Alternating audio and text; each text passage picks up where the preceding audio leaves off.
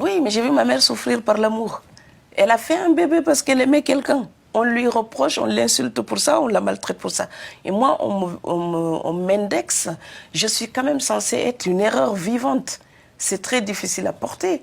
Je suis censée être la personne qui a gâché la vie de ma mère. Moi, je ne l'ai pas gâchée. Je ne lui ai pas demandé de faire un bébé à cet âge-là. Maintenant, ce jugement fait que moi-même, j'ai eu peur de ça. J'étais sûre que je n'aurais pas de bébé avant mon mariage. C'était juste une évidence. Pourquoi? Parce que j'avais dans ma tête la peur qu'on puisse me faire endurer encore plus de mépris.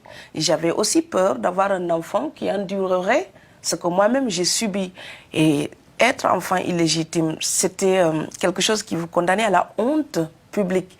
Mais au jour d'aujourd'hui encore, que ce soit au Sénégal ou dans les pays du Maghreb, ou ailleurs où la religion et puis la tradition gardent une forte place, c'est encore très difficile et même tabou de parler de ces naissances-là. Les filles mères, comme on dit, le vivent mal. Et ces enfants-là ne trouvent pas toujours leur vraie place au sein des familles. Dans la sourate 3 du Coran, Al-Imran, il s'est dit que rien de ce qui est sur terre ni au ciel n'est ignoré de Dieu. Et c'est lui qui vous donne forme dans les matrices. Oui. Donc ça veut dire que c'est le Seigneur qui décrète qui va vivre ou pas et comment tu vas naître. Ce n'est pas ma responsabilité à moi. Oui. Donc si le Seigneur lui-même a jugé bon de faire exister telle vie, pourquoi des humains se permettent de la condamner et prétendre être des croyants? Mais c'est une vaste hypocrisie. Donc il y a toujours le statut. Donc on traîne des chapelets longs comme des filets dérivants. Et puis en matière de comportement humaniste, humain et sincère, mais que dalle, que du vent. Oui. Et moi je suis très critique avec les faux dévots. La radicalisation religieuse, ce n'est pas seulement l'islam. Quand on est en Europe, on parle seulement de l'islam pour justifier une certaine forme de xénophobie. Voilà, je le dis, je le pense. Et cela, ça empêche de critiquer justement comme il faudrait le côté extrémiste. Parce que les vrais bons musulmans sont contre les extrémistes. Les vrais bons musulmans souffrent de voir le radicalisme de certains qui se disent musulmans et qui parfois ne connaissent même pas le Coran. Le tonton tyran, par exemple, il disait eh bien, sans moi, tu ne sauras rien. Et il prétend être musulman. Dans le Coran, il est dit que c'est Dieu qui donne tout. Et donc j'ai dit, mais pourquoi il n'a pas lu la sourate Luqman? Oui. La sourate Luqman, c'est la 31e sourate du Coran. Et dans la sourate Luqman, il est dit, la connaissance de l'heure est auprès d'Allah.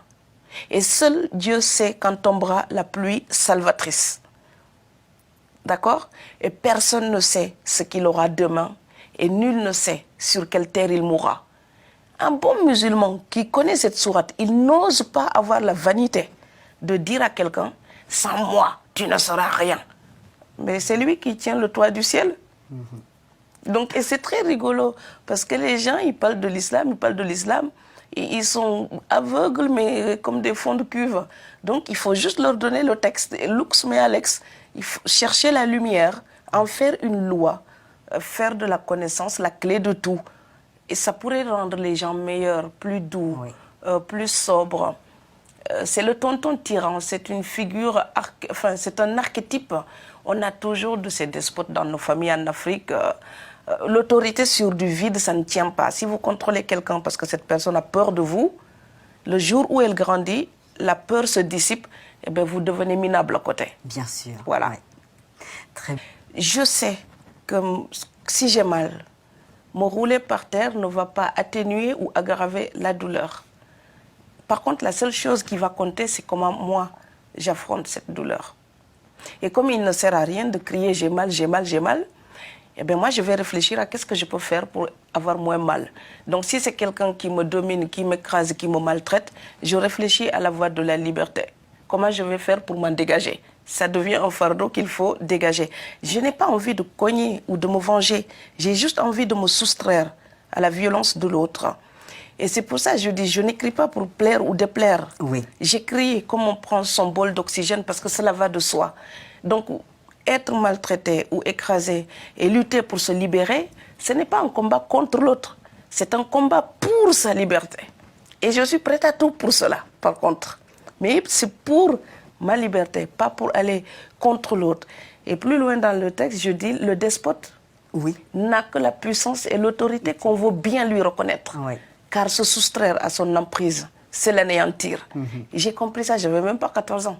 Parce que je voyais quand quelqu'un avait une autorité qui maltraitait, qu'il était exigeant, le simple fait de ne pas répondre à la personne, mais d'avoir ma volonté ferme et définitive, et ne rien dire et faire ce qu'on a à faire, la vraie puissance, elle est là.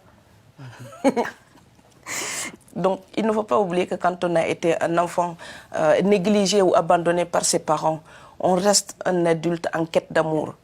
Mais pour être en quête d'amour, on n'a pas forcément besoin de manquer de parents. Je pense que la quête d'amour, c'est le lot de tout être humain. Oui. Et donner plein d'amour autour de vous. Très bien. Merci beaucoup, Fatou Diom, pour ce message de paix et d'amour.